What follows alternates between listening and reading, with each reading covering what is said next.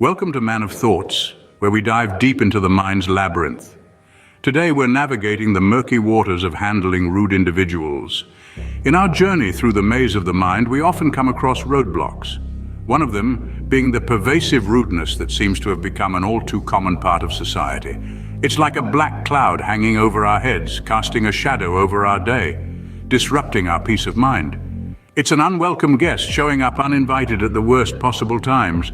The impact of such negativity can be profound, affecting our emotional well-being and mental health. It's a heavy burden that we're forced to carry, and it can sometimes feel like there's no escape. But what if you could turn the tables and make a rude person instantly regret insulting you? Let's explore. Words, they're not just sound waves. They're powerful tools. They can build bridges or erect walls. Let's embark on a journey to understand the true power of words and how they can be used to manage conflicts. They're not just vehicles for communication, but instruments of influence, persuasion, and even combat. Imagine for a moment that you're a skilled negotiator, standing on the precipice of a tense situation. The air is thick with tension, the stakes are high. You know that one wrong word could set off a chain of events that could end disastrously. But you also know that the right words, uttered with precision and poise, can diffuse the tension, mend bridges, and create a pathway to resolution. That's the power of words.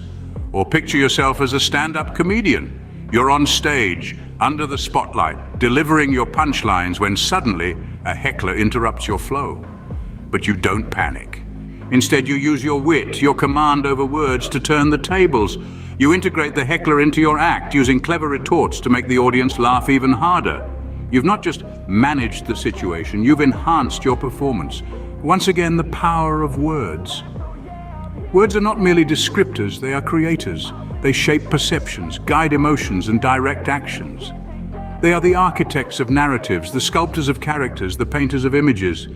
They can incite anger or inspire peace, provoke thought or induce laughter, evoke love or instill fear. And when wielded with skill, they can transform a rude insult into a moment of triumph, a situation of conflict into an opportunity for growth. Every conversation is a dance, and words are the steps. They can lead us into harmony or conflict, understanding or confusion, connection or isolation. They can be as gentle as a lullaby or as harsh as a battle cry. They are the medium through which we navigate the world, and their power is immense. Words, when used skillfully, can become your shield and your sword. But how exactly do we wield this weapon? Now we venture into the realm of mastering the technique, the art of speaking that will make a rude person regret their words. Picture a chess player locked in an intense battle of wits. A wrong move could cost the game, yet they remain calm, collected. That's the first key component of our technique, staying calm.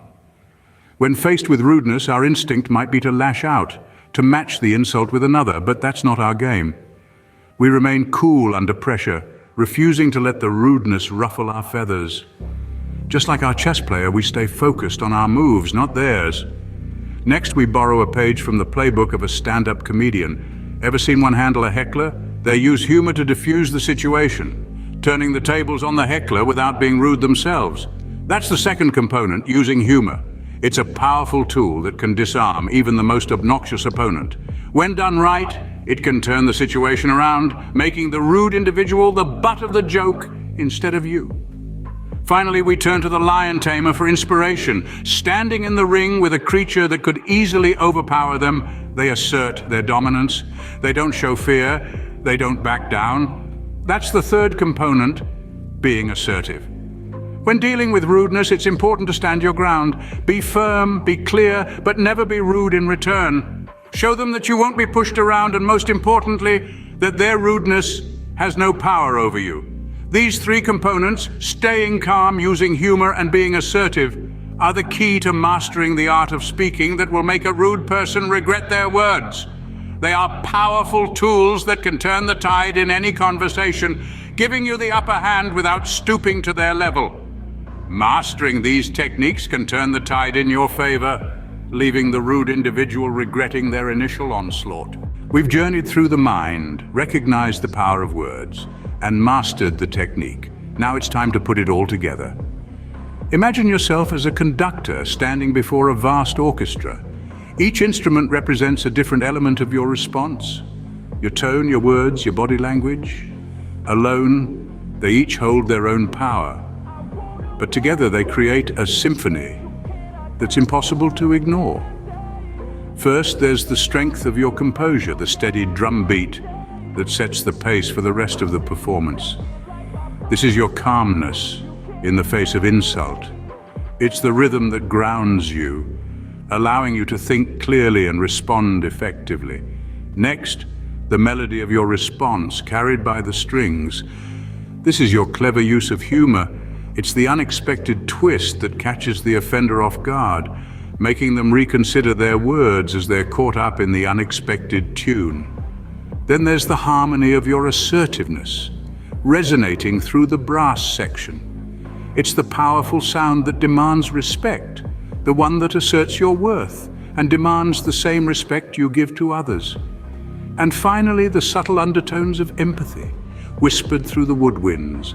It's the gentle reminder that everyone is human, that everyone makes mistakes. It's the offer of understanding, the chance to make things right.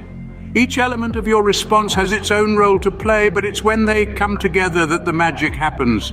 Like a conductor, you must guide these elements, bringing them together to create a response that's both powerful and harmonious. Remember, the goal isn't to fight fire with fire, but to douse the flames with wisdom and grace.